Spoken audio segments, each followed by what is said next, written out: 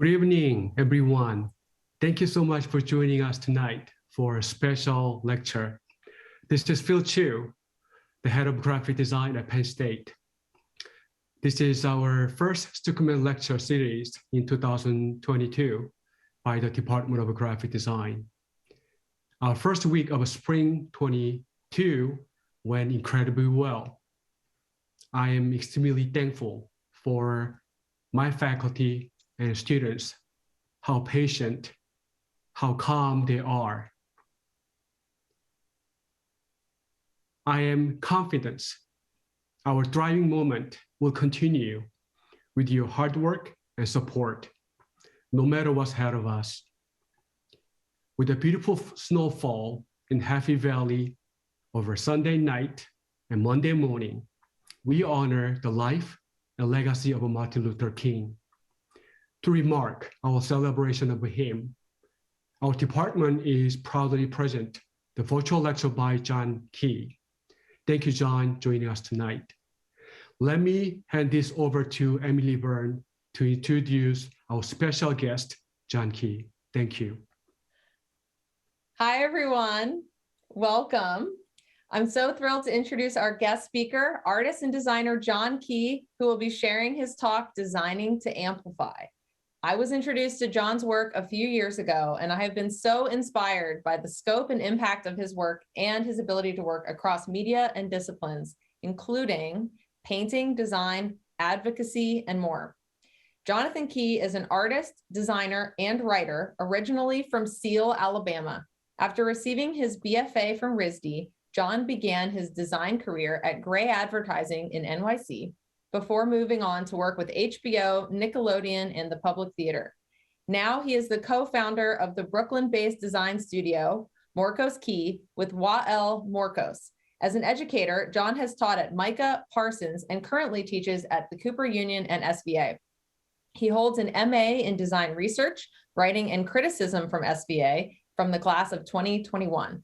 John is also a co-founder and design director of Codify Art, a multidisciplinary collective dedicated to creating, producing, supporting, and showcasing work by artists of color, particularly women, queer, and trans artists of color.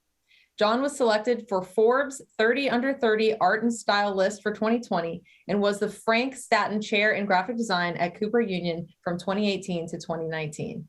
His work has been featured in Jeffrey Deitch Gallery in New York City, the Armory Show, the New York Times, the Washington Post, and the Atlantic. So pretty impressive. We're so happy to have you joining us tonight, John. So please join me in welcoming John Key. Hi. Thank you so much for the wonderful introduction, Emily, and thank you to Penn State for having me. I'm really excited to be here with you all and to share and talk about my work a little bit. Should I just jump in and share my screen? Let's do it.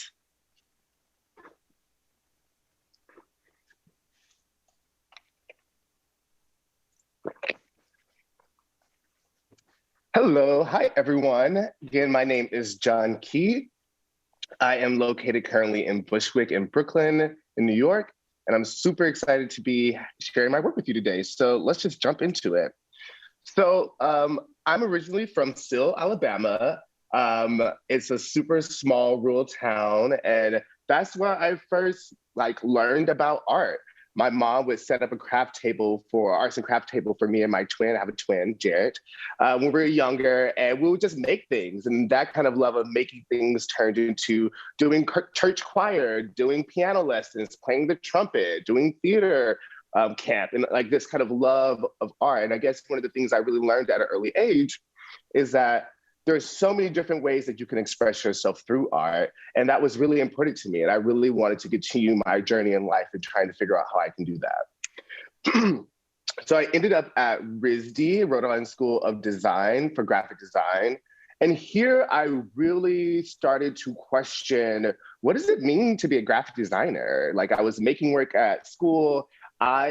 Was I really getting any feedback? I didn't really understand why I was making this work. So I was started questioning, what does it mean to be a graphic designer? what does it mean to be a Black graphic designer? Does it matter that I'm from Alabama? Does that show up in my work? Does my family somehow show up in my work? Does my queerness show up in my work somehow? Does it mean anything to be a queer graphic designer? So I started doing a lot of writing, and it kind of culminated into my thesis project my senior year at RISD.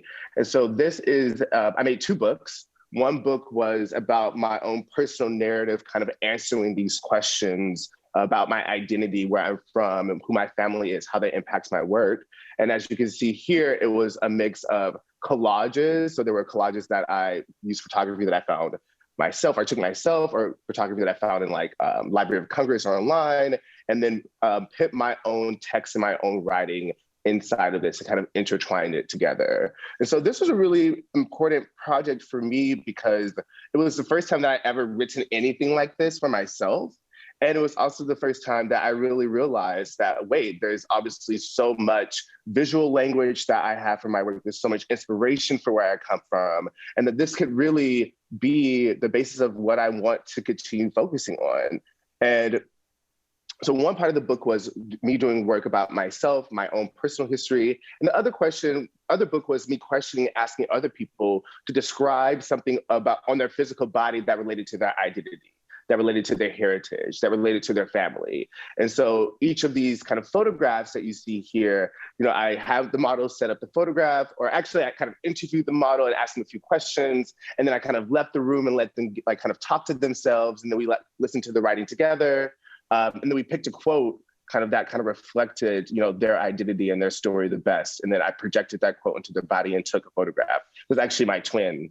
And their quote was, "My hair is my strength," which is a saying that my grandmother used to say when we were growing up, and how, you should never cut your hair. So anyways, I think this is like a very interesting project in terms of figuring out, how do people even talk about themselves? Like, how do you even, describe your identities? And I think the other thing that really it forced me to realize was everybody has a story to tell. Like every single person, like nobody does not have a story. Nobody is not interesting. And so that really fueled me in terms of my own story and the work that I wanted to do. Like I wanted to help share my story, and I wanted to help other people share their stories.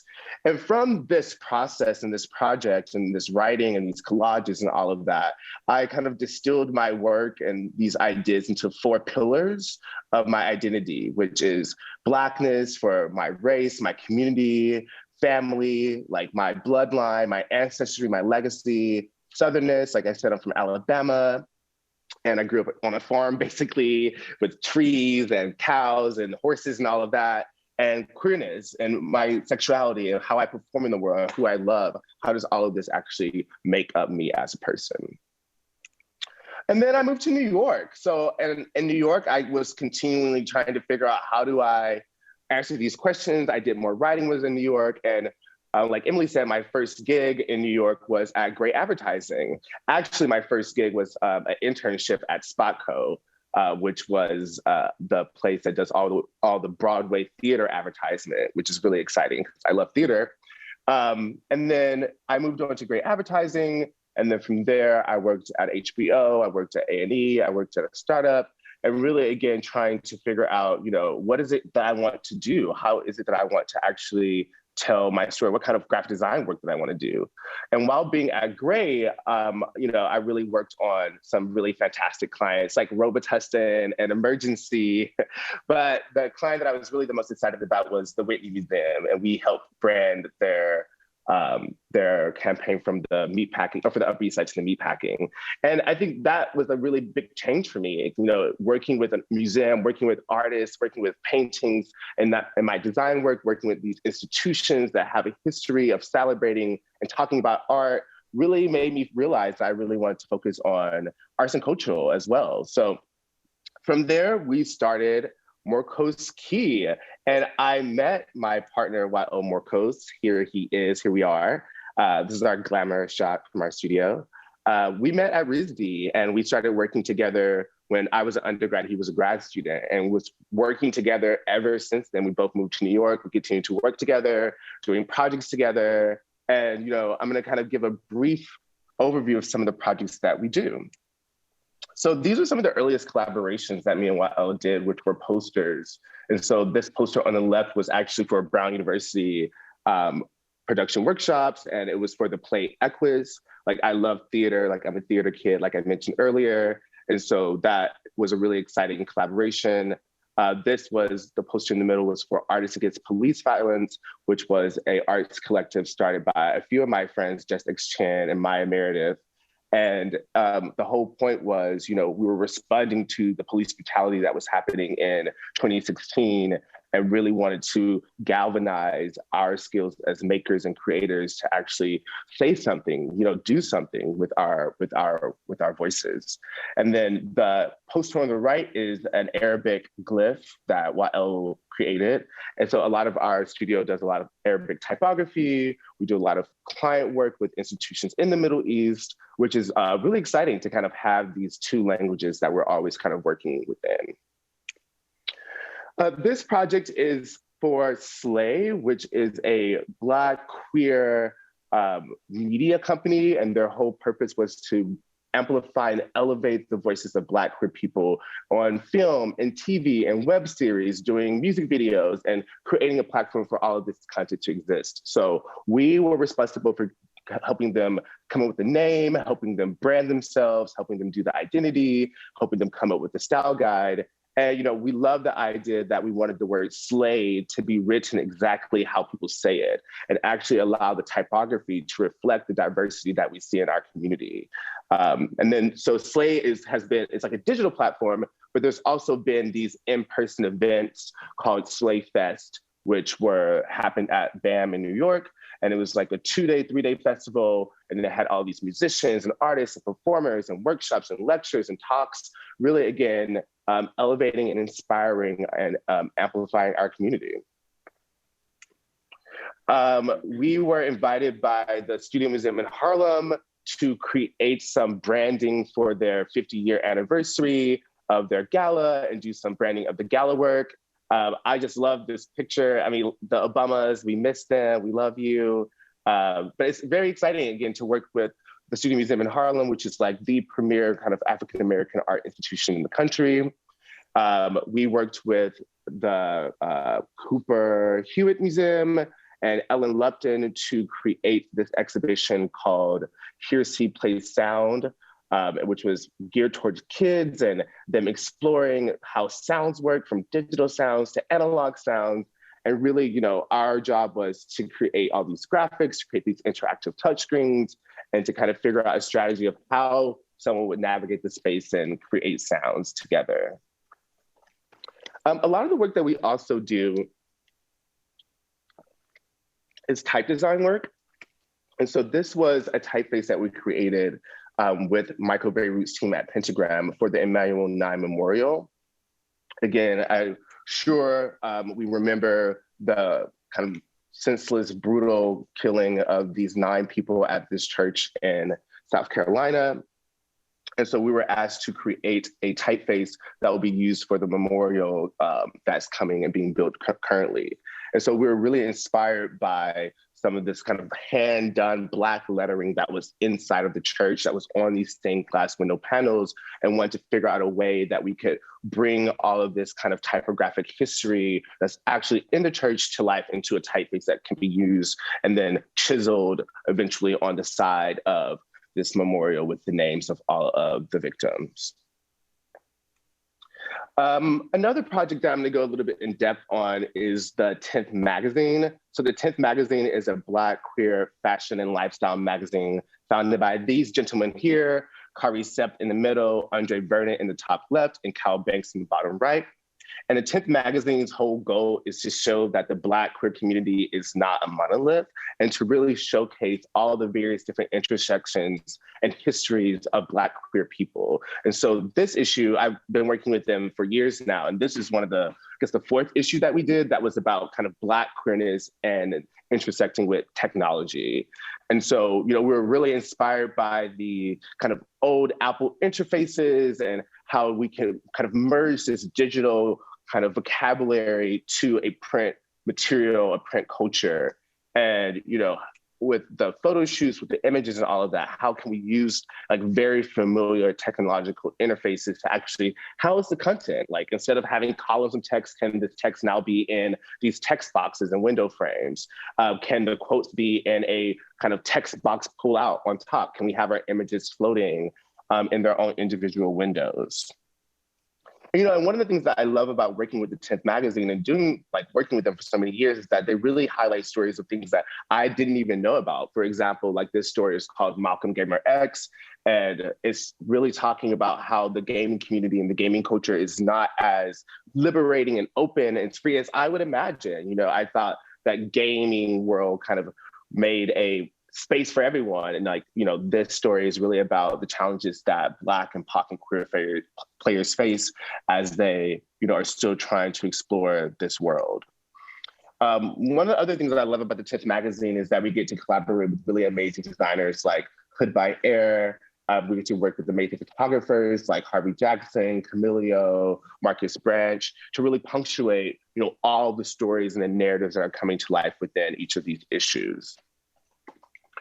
And the best part about the 10th magazine is that every single issue we get to start fresh, anew, and really respond to the content that's at hand. So this is the fifth or sixth issue called Romantics, and it was really thinking about the contemporary Black queer romantic, harkening back to like this 19th century model of making and liberation and joy and returning to nature. But how can, you know, what are the stories of queer people, Black queer people in these spaces? And I love this painting by Robert S. Stuckeman, which is a rainbow painting that was done during this time period.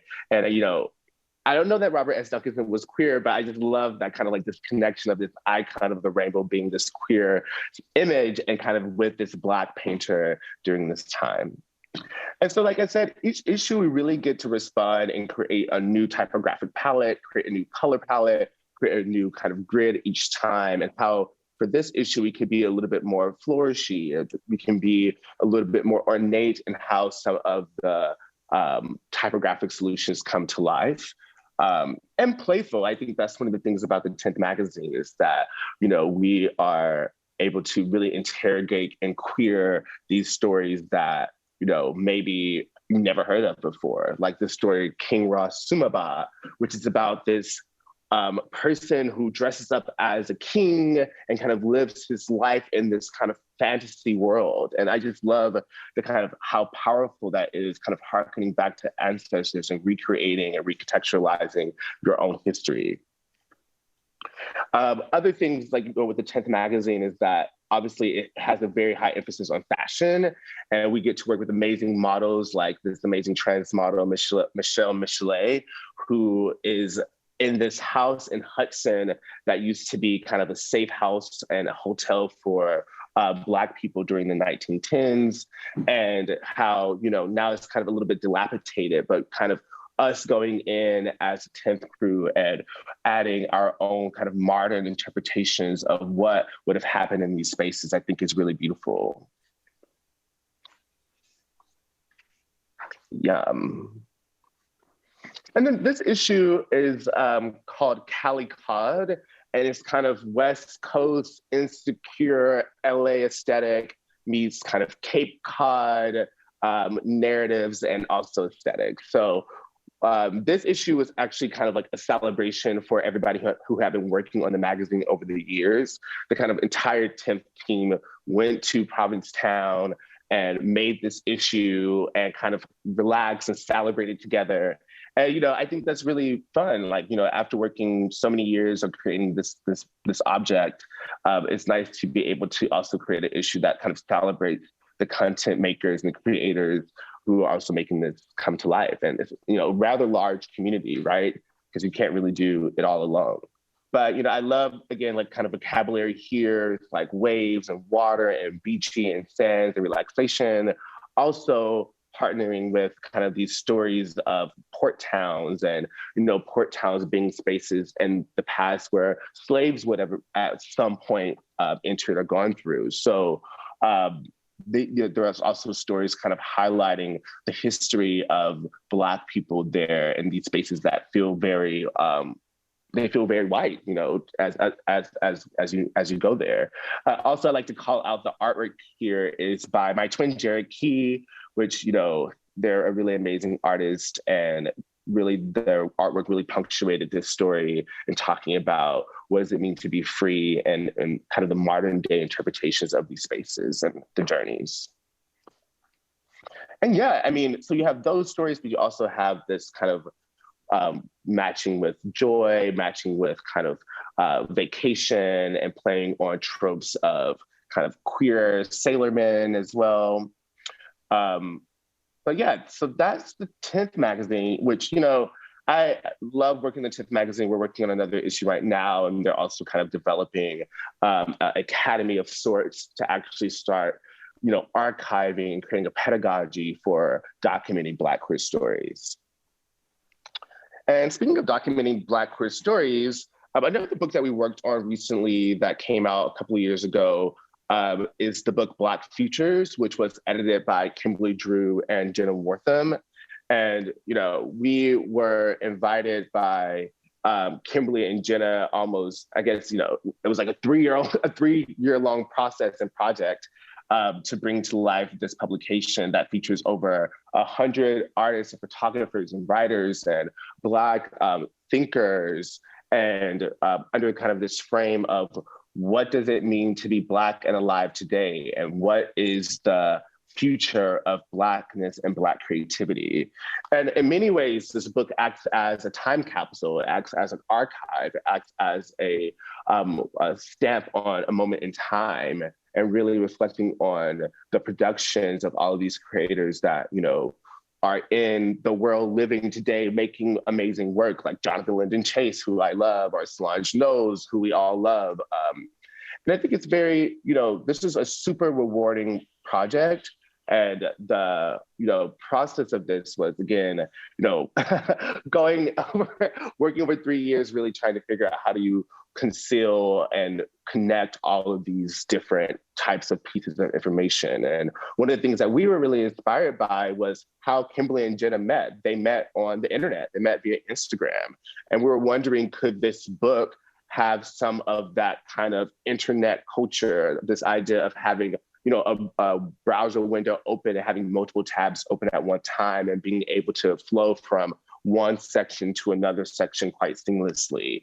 And so there was a lot of design decisions, like, for example, these related entries that we inserted that allows, you know, one piece of content to be linked to 3 other pieces of content.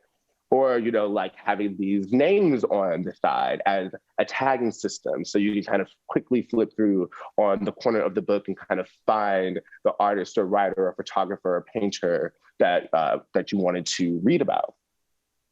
You know, and I love just like stopping on the cover a little bit. You know, for us, we love the idea that the book is Black, and I love that Black is this color that is encompassing of all the colors, and there is such a variation of what does it mean to be Black and alive today. And again, this book is highlighting that there's so many different types of Black voices and Black stories and Black narratives and ways that people create and tell their stories. And so with this kind of holographic kind of film on top, you get to see like kind of this rainbow of colors throughout that are, you know, all again encompassing in this kind of Black identity. And so that's a lot of the design work that I do. I want to spend a little bit of time talking about my painting practice. And so this is a picture of me in my old studio. And this brings us back to this chart that I showed at the beginning, which is like these intersections of my 4 pillars, which is Blackness, Southerness, Queerness, and family. And through more writing in New York, kind of more sketching and brainstorming, I applied colors to these 4 pillars. So Blackness became the color Black, thinking about, again, race, community, identity, and like sans colorism. Family became red, thinking about bloodline, ancestry, lineages, being reborn. Southernness became green. Like I said, I grew up on a farm. It was very verdant and bucolic. and queerness became violet. And, I love the idea that red and blue, kind of like this binary, creates purple, but in actuality, violet is its own true color. It exists in the world as violet and it exists outside of this binary. And I think about that a lot in terms of how I think about queer people existing, and that it's not more masculine, more feminine, it's just a new own identity. And so I first started kind of with this work doing these photographic portraits, kind of performing out these identities. So I actually physically airbrushed my body with the help of my friends, and then took these portraits. So this is the green for southernness, and this was the violet for queerness. And the series was called Tensions and Fragmentations, and thinking about, again, how these four pillars of my identity, how these four touch points intersect or not intersect, and how do I navigate and tell these stories individually, but also collectively. Which led me into creating my first painting called The Man in the Violet Suit. I originally started this painting series right after the Post Orlando nightclub shooting. I think that was like in 2016. And if you don't recall, at that point, it was like one of the biggest mass shootings in America. And it was at a nightclub that was filled with, a queer nightclub that was filled with like Black and brown people, which, really resonated with me. And, being in New York, going out and figuring out, what spaces do queer people of color claim as safe? And how can we navigate the world? How do we take up space? So this is kind of the start of the first painting that I did. And as I, continued to make these paintings with the Man in the Violet Suit, it was inspired by my own personal narrative. So like my grandmother's nickname was Polka Dot. And so parts of the suit are in these polka dot kind of pattern. My dad is a construction worker. He owns his own construction company in Alabama.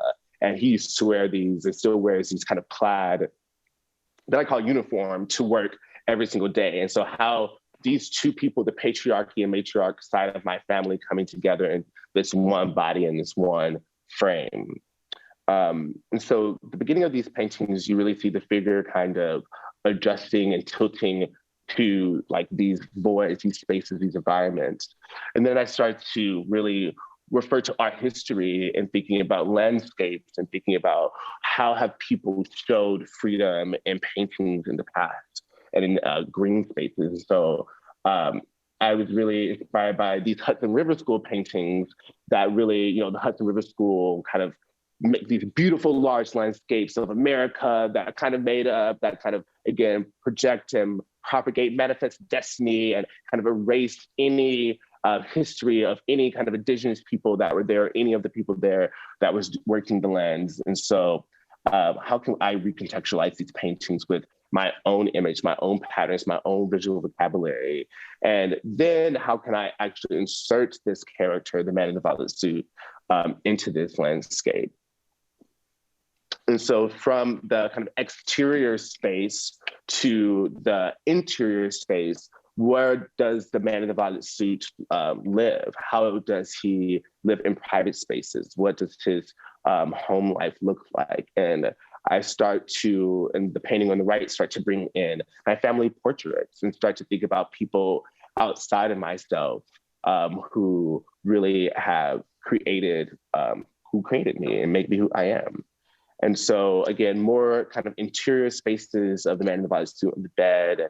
I love these paintings in a way because they're kind of like a graphic design problem, but also a painting problem. And I think it's nice to have both of these practices because, graphic design really informs my composition, really informs my talking about the work and my concepts, but painting really informs color and looseness and composition and form.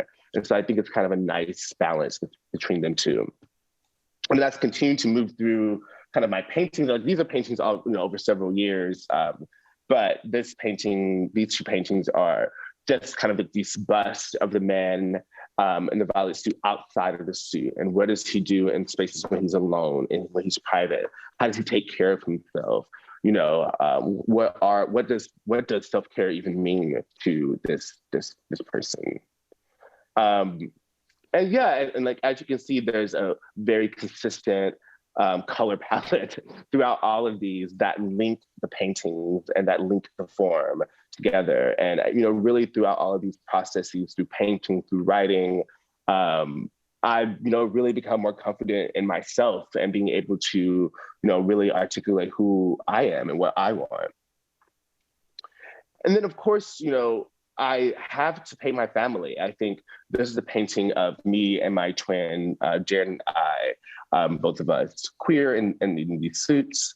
And then this is a painting in the center of my twin and I and my mom and my dad. And this was actually at the Armory show in 2020, like the last big art event that I went to pre-COVID at that point. But yeah, and I also painted my dad and his dad. And again, you can see this kind of plaid pattern on him, and then kind of seeing him kind of more formalized on his father as well. And then my mother on the left, and then polka dot on the right. And, I also kind of see these as keys to our relationship, as clues of, how intimate and how not intimate we are. Yeah. And then, looking at kind of a close-up of the family portrait on the left with my biological family, I started then on the right, painting my chosen family, and chosen family being, friends that become brothers and sisters, or mentors that become parent figures, and kind of your own constructed family that creates safety and security for you. And this conversation, I think, between biological family and chosen family is very interesting. And I think both are really important for me as a Black queer person to thrive. Also, I introduced a new color. Like, how do I actually show the expressions of my friends who are not Black, who are from South Korea, who are from the Middle East, who are from Brazil? How can I start to actually bring them to life into this context as well, using this kind of yellow umber color? And so this was some images from a show that I had with my gallery, Steve Turner, in LA. The name of the show was called Lean on Me, which really kind of talks about this gesture that each of these characters are performing. And you can kind of see the world in which I have all of my friends and my chosen family in these different frames and spaces, and supporting and loving one another. This is the largest painting I've ever done, actually. And again, you can see all of us together in this kind of park setting, relaxing, reclaiming green door space, reclaiming this outdoor space for ourselves and for our community. I was invited by PBS and the American Portrait City series to, they commissioned me to do an illustration for their campaign that was happening in Atlanta, and which was really amazing because I have a lot of family in Atlanta. And this one had the quote, "I am not invisible." And you see these two figures intertwining and supporting one another. And, this story was really inspired by my friends who now live in Atlanta and my family who are there. And it's nice to be able to do some commissions like this, and they kind of feel a little bit different than the paintings themselves. They're a bit more abstracted, a little bit more stylized, but I have a few examples of this. I was also invited by Apple last year to create some illustrations about Black family and the different kind of forms of Black family. And so, things from a very nuclear family, and to, maybe a single mother family, to maybe thinking about intergenerational families or single father families, and how all of these families make up our community and are perfect in their own right and deserve to be celebrated. And so again, all of these were like commissions that I did for, I think it was Black History Month that was happening. And so you can see, it was really nice working with them actually, because they kind of took a seed of an idea and we really were able to have like a lot of conversations to really build it out to this larger frame of really talking about and describing and illustrating out these different family structures. And that leads me to codify art. And so, one of the things that I will say, living in New York or just having an art practice in general is that you cannot do it alone. Like you need somebody to help you carry a box. You need somebody to help you, think through things, conceptualize things, bounce ideas back and forth, and codify art, was started with that kind of in mind, having a community and a way to support each other, moving to New York and making artwork. So Codified Art is a Brooklyn-based collective of multidisciplinary artists. Our mission is to create, curate, and produce work by artists of color, particularly women, queer, and trans artists of color. The team was made up of Brown and RISD students. We met where we're in Providence, and we were working on a theater project together. And we realized that, wow, like we're all queer people of color producing art, doing this theater work together, putting up shows. Like we can do this in New York. Like this is something that we need. And so when we moved to New York, we again wanted to put up a show, and then we realized that we can do it. We kind of banded together to form this collective. So Codified Art creates theater, performs painting, makes music, and loves dance, which, I love these little postcards of thinking about how these two individual things comes together to actually complete an idea, but also it, really talks about what the work that we've done over the few years. And so we've done networking events, like this is an image from one of our first networking events when we first were founded. We've done art fairs. So this is for a spring break art fair that happens in New York. And we curated Martin Gutierrez, who is this amazing photographer, model who's just in the Venice Biennale and has work acquired by the Whitney Museum. Just, her work is amazing. You can see a couple of my older works there.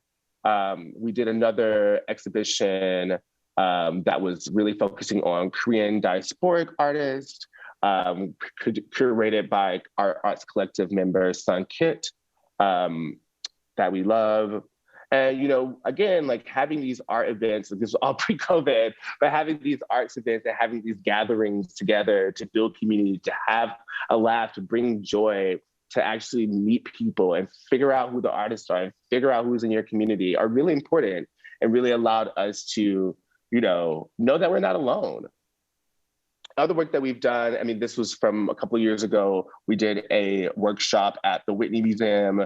We're invited by them to do a workshop to like 75 people, kind of pulling a couple of works out of their collection and taking the audience through it. And so we created these little zines that everyone kind of was writing to, responding about work and labor and relationship to Elizabeth Catlett's work and Jacob Lawrence's work. And we're having this really kind of interesting discussion. And, I also just love the idea of everyone kind of making these little booklets and being able to take them with them and like actually having some kind of production project or object that, you can take with you.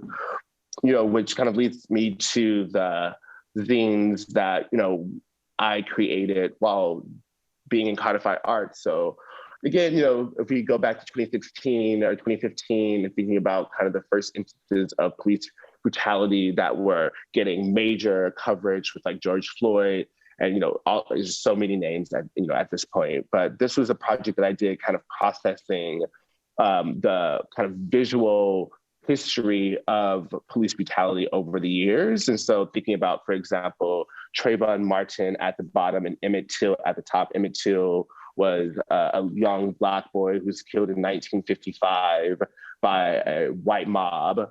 And then Trayvon Martin, who was this young Black boy who was shot by, we know the stories. So how these two images kind of relate to one another, or thinking about typography and language that, was found in images. So this is like, We March with Selma from the kind of 1950s, 60s protests in Alabama, paired with some of my own typography from posters that I was creating. And I guess like the other thing about these, like the kind of process of making these were with this kind of acetone transfer process in which I were, you know, printing something out on a laser jet and then kind of transferring it with Zylol onto a different surface with a rubbing gesture to create kind of texture, graphite feel. And I was invited by the New York Times to kind of continue working in this way and working with these kind of historical images for the 1619 project. And so I was commissioned by them to create these collages using this process that highlighted and visualized different moments in history, different moments in time, and they were all kind of supported by this writing or kind of artistic interpretations by amazing poets and essayists and writers. So these are a few of the illustrations that I did. So for example, this illustration is about the 1915 church bombing, or September 15, 1963 church bombing at 16th Street Baptist Church that was paired with Camille Dungy's piece. And so about the 4 little Black girls that were murdered in the back of this church in a bombing. And she has this really beautiful poem about kind of pigeons and these kind of intertwining these memories of these girls. Oops. This is another one that was kind of for emphasizing the Black Panther Party, and you kind of have these Black power fists intertwined, making it bigger, kind of bolder, and thinking about how this kind of interlocking strength of the community makes us stronger. This one was responding to an essay by Clint Smith, and that was thinking about the first slaves that were brought to America in 1619 and kind of this travel across the globe as well. And, you know, there's a lot of different collages that I did for them. I think there were like 8 total that really, again, explore the histories of you know, and histories and legacies of slavery and kind of modern interpretations of them today. I was invited by The Atlantic to do similar illustrations responding to Ta-Nehisi Coates, the first white president's kind of revival of that essay. And again, this was responding to the January 6th, whatever you want to call whatever happened on January 6th, terrorism, I don't know, domestic terrorism on the state capitol, and, you know, having this kind of distorted Trump's face and this crowd of people swarming and, you know, really pushing the foundation of our democracy off of its axis. You know, which leads me to my last slide. I mean, I think I showed a lot of work that spans from painting, that spans from graphic design, that spans from these collages and these acetone transfers. And a lot of my work deals with writing and research, you know, throughout consistently, and harkening back to historical moments, harkening back to archives is really an important part of my process. And from these 4 pillars, these kind of 4 intersections of where I started my work so many years ago when I was at RISD, has now really evolved into this very large, you know, conceptual space for me to continue to process, you know, who I am and to create work for, you know, topics and communities that I care about. But yeah, that is it. Thank you so much.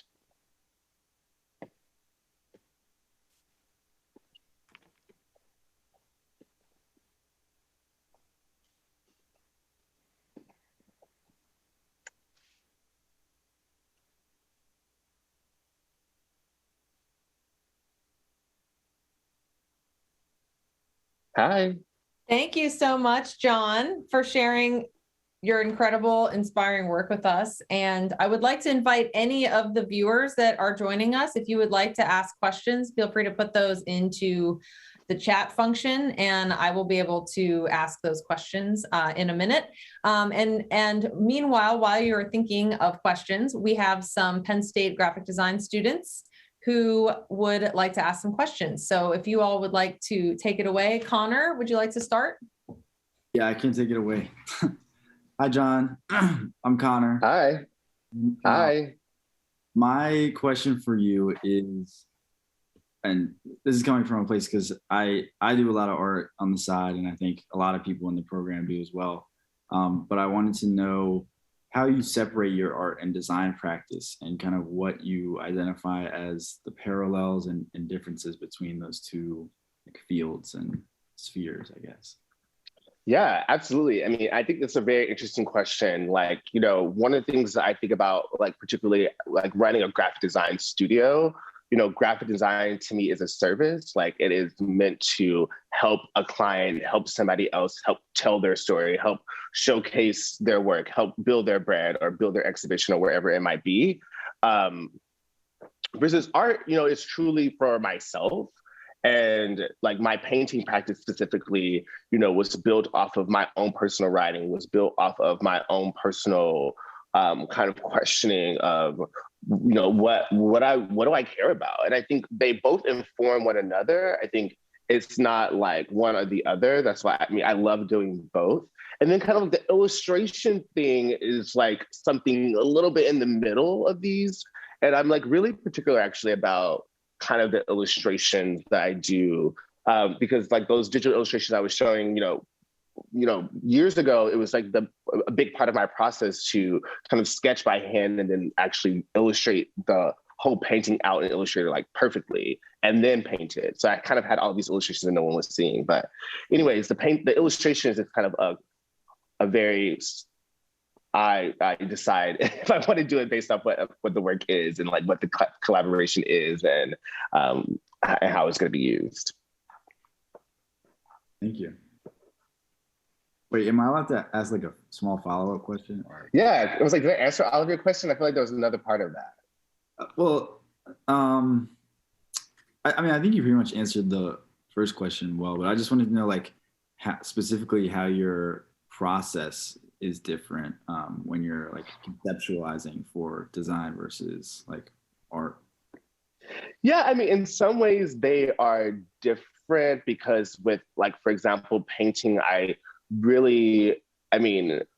guess actually like making a painting, I do a lot of hand sketches, I do a lot of doodling, I do a lot of, you know, brainstorming, but I guess like it has its own visual vocabulary that it kind of exists within, versus the design work, you know, the process is a bit more collaborative. Like if we're doing a branding project with a client or something, there's like a strategy that we do. There's like research that we do. There's like conversations around like conceptual. There's mood boards that are pulled. There's like this collaboration. And then when we actually start getting down to drawing logos, in some ways it looks the same. Like I'm pulling out my pencil, I'm still drawing by hand, and then we're translating things to the computer, you know? Yeah, and I guess similarly for like the paintings and the collages, I mean, I guess like all of my work has a lot of kind of research and writing to it. Like I think that's one of the similar things between the design practice, the illustration practice, and the collage practice, and the painting practice. It's like they all are like, you know, the base of it is writing and research, which I think is very helpful, you know. And I feel like as a designer, as an artist, as a maker, like it's our job to kind of investigate and research and find out stories that have never been told and share them with the world in a new way. Perfect, thank you. Thank you. Hi, John. My name is Annie.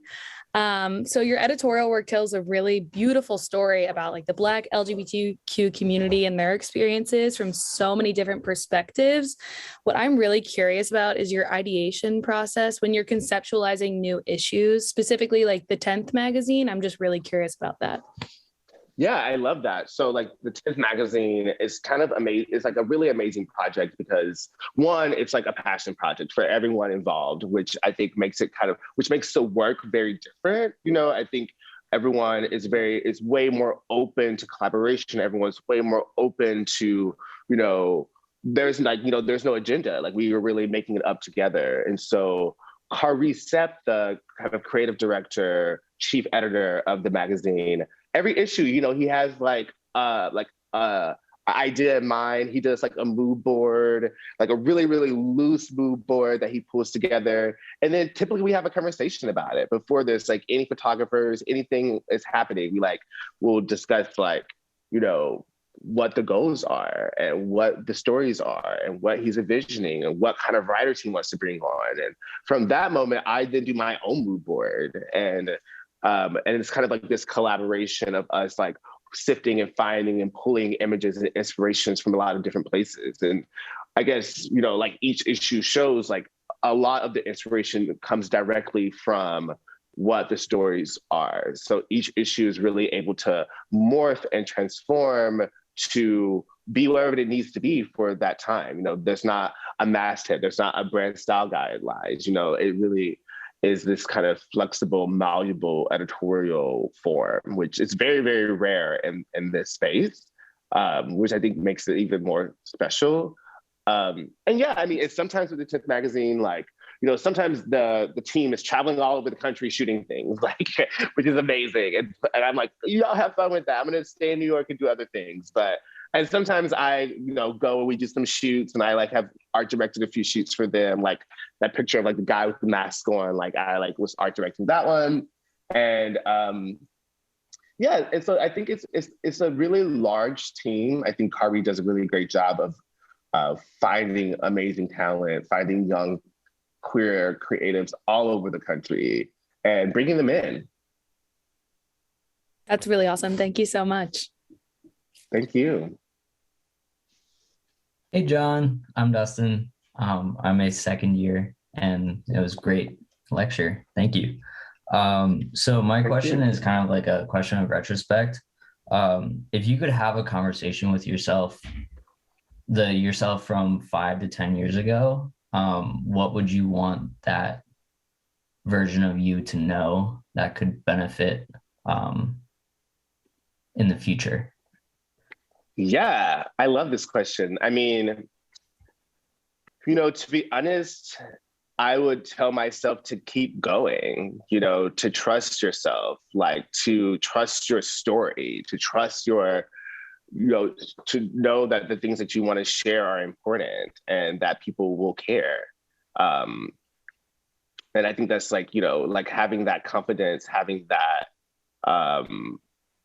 like, you know, continue to like feel supported is like, I feel like the most important thing, right? Because everyone's gonna make mistakes. You're always gonna like, you know, you have to learn from your mistakes. You have to learn from the things that you experience. But I think just knowing that it's actually gonna be okay is would be the thing that I would tell myself. Thank you so much. Hi, John. Thank you. So you briefly showcased your tensions and fragments portraits. How do you feel that the photographs define you as opposed to your paintings? How do I feel the photographs define me as opposed to my paintings? I don't think they're as opposed to. I think like I did the photographs first.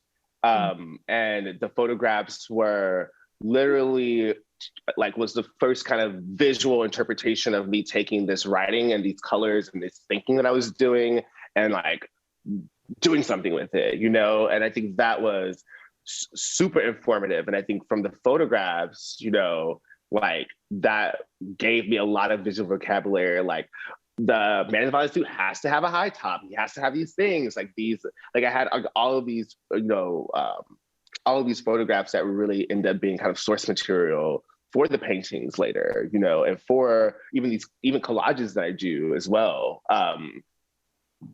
So yeah, I mean, and I think like I also think, you know, the photographs were, you know, I think about my work a lot about how the painting is performing for you and how the eyes and how the viewer is responding to the painting. And I think that the photography work was really pushing like the performance of it. Like I actually was embodying this person and really thinking about like the power of a gaze or not a gaze and the power of the frame and the power of composition to evoke an emotional response. And yeah. I don't know. Does that answer your question? Yeah. Thank you.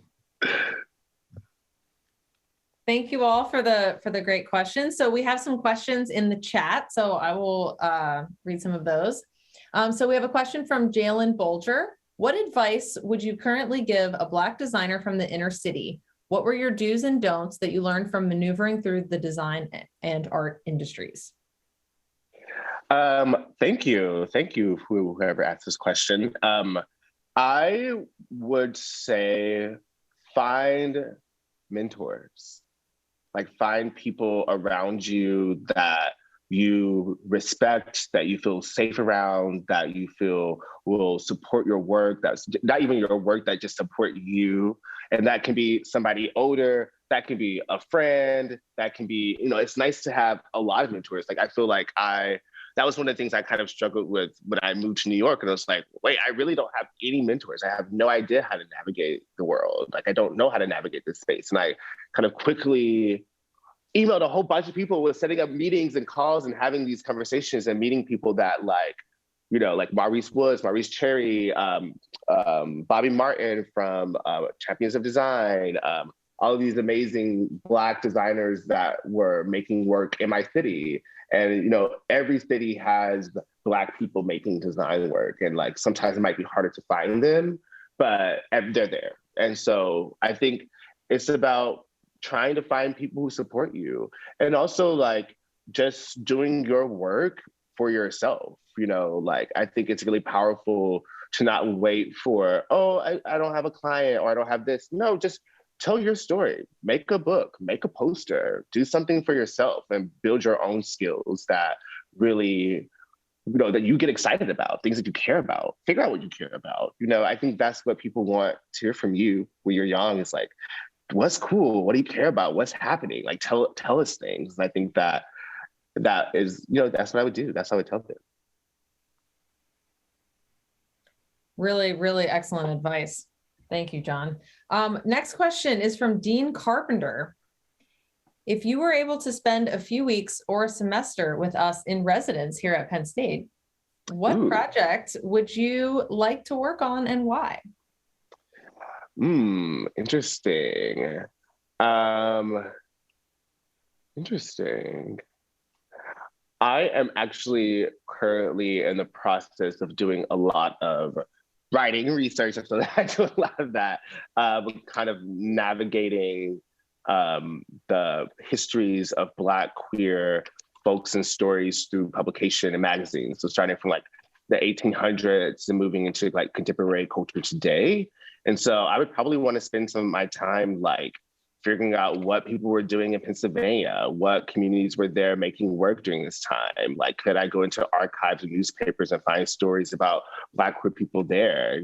Like they existed, somebody existed, and I think that is, really powerful. And like doing some writing and doing some collaging and doing some sketching, I think would be really, really exciting.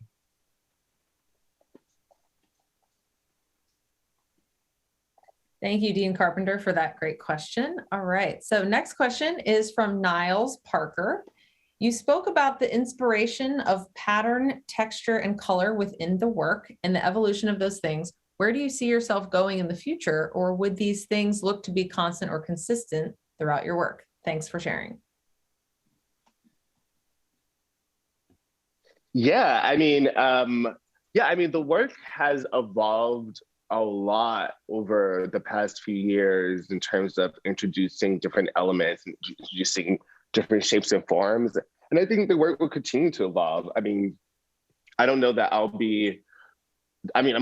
already not painting in 4 colors anymore. I'm painting in 5 colors already. And I think there's probably going to be another color coming. And there's already different gestures and shapes that are coming. And I think that, and I think it's kind of, I really think about all of these paintings, like every single painting as like a next dot along like this world building that is happening. And so it's been like a slow process. I mean, I don't know if it's been a slow process, but it's been nice kind of seeing it slowly evolve and seeing it slowly enrich and seeing it slowly get complicated. And oftentimes those things are informed by what am I doing? What am I talking about? Who do I want to emphasize? What am I reading? What am I writing? What am I researching? How is that actually coming to the fold? And like, I saw this amazing, I was like looking at a Jacob Lawrence painting, and it was like a painting of the travelers from the South going to New York, and they were on the train, and there was like this amazing picnic basket in the frame. And I was like, and it was like the perfect colors that I used. It was the perfect shape and form. I was like, I have to have a picnic basket in my paintings. Like thinking about like, okay, what happens when they made it to the city? What does their life look like generations later? What is their, and so I introduced this picnic basket, which was a new shape and form. And like, sometimes it's just about feeling like what feels right and what feels like it's pushing the story forward and what feels necessary. Like, and I guess like a lot of the work is very kind of, what's the word, like metaphorical in ways. And I think that's kind of the most important thing. Like there could be a lot of different interpretations from one person seeing it to another person seeing it versus even what I intended, and I like that. I think that is kind of a nice thing about painting and creating a large world. Next question is from Cam Soravilla. How does community engagement play a part in your projects as someone who focuses on mission-driven work?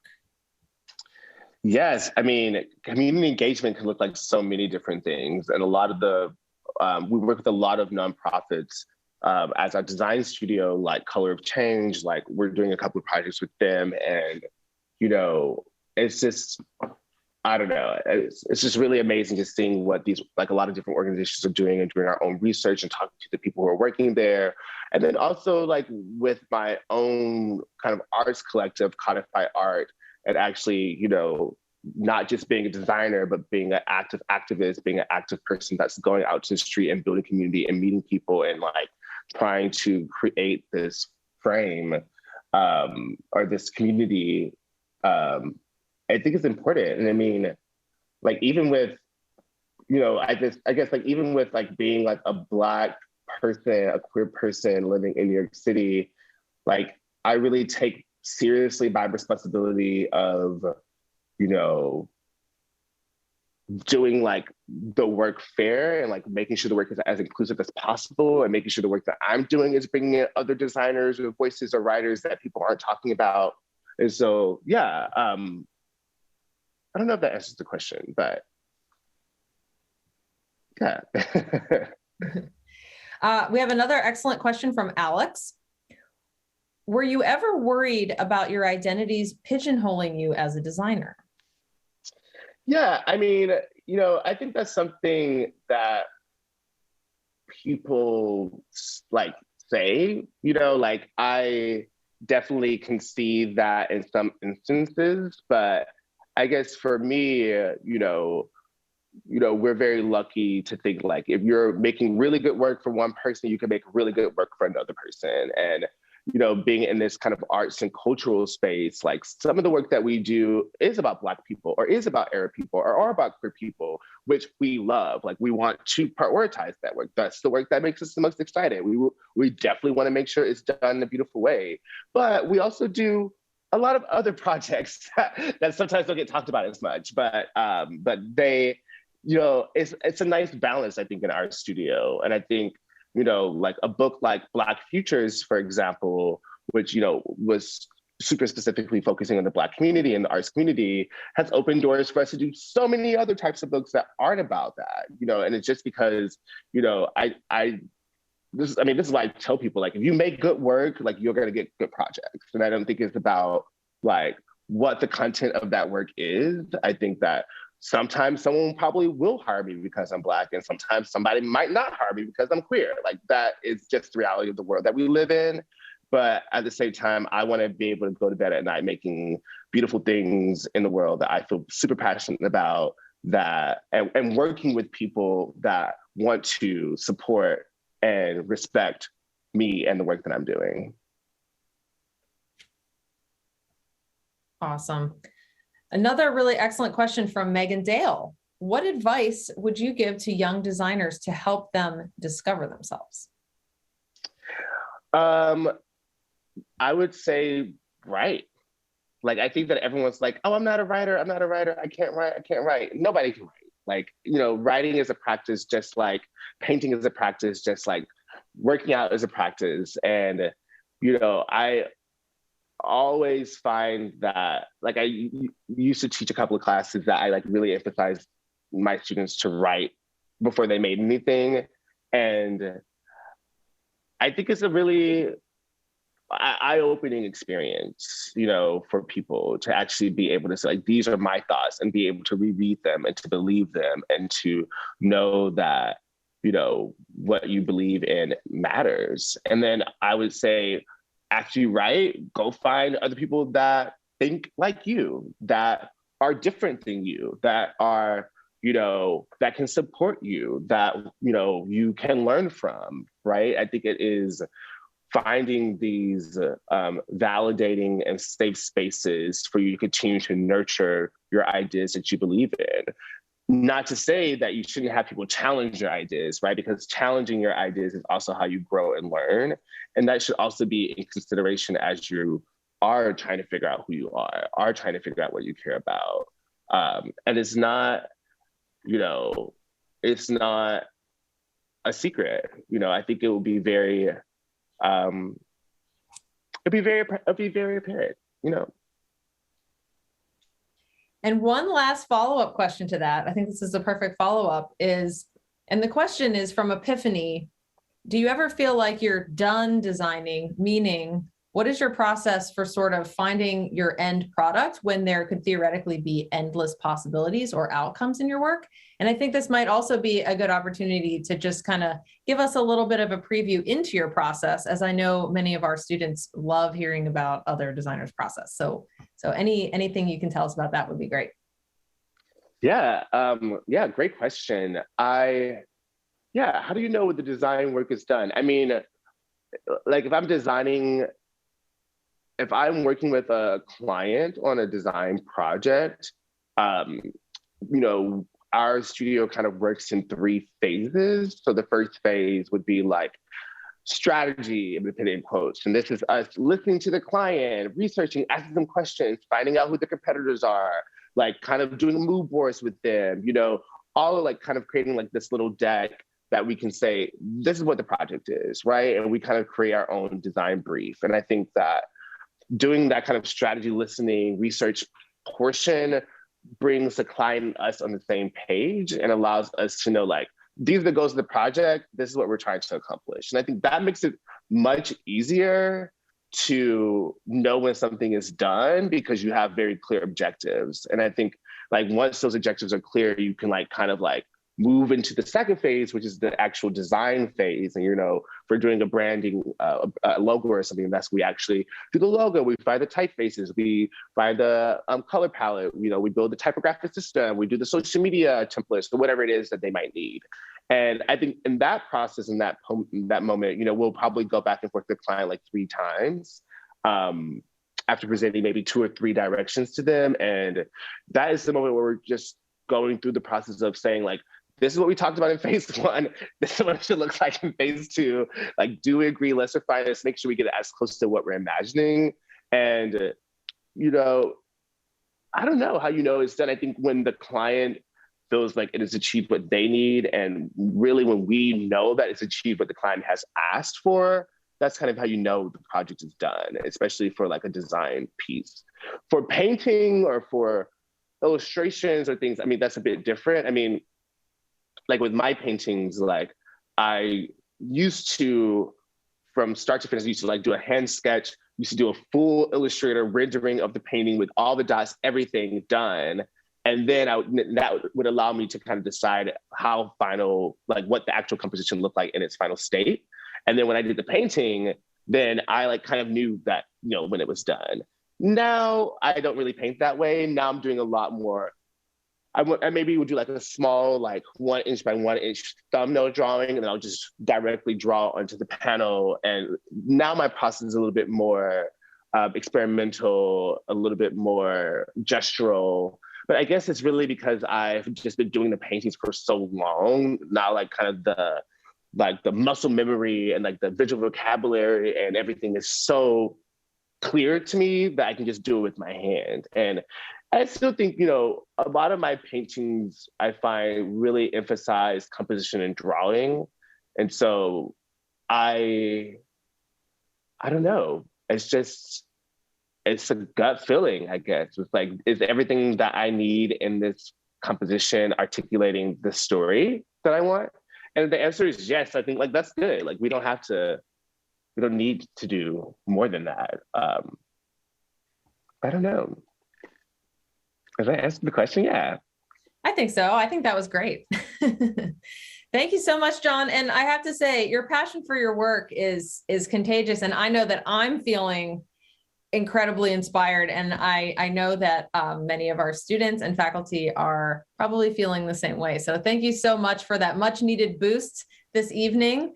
And it was so wonderful to learn more about your process and your work. And it was just an amazing, amazing talk. So thank you so much. And hopefully, maybe we'll see you on campus one of these days. I think that would be really wonderful. So thanks again. And I hope everyone has a wonderful evening. And please join me in thanking John Key. So good night, everybody. Yes. Thank you so much. Good night. Good night. Thank you again.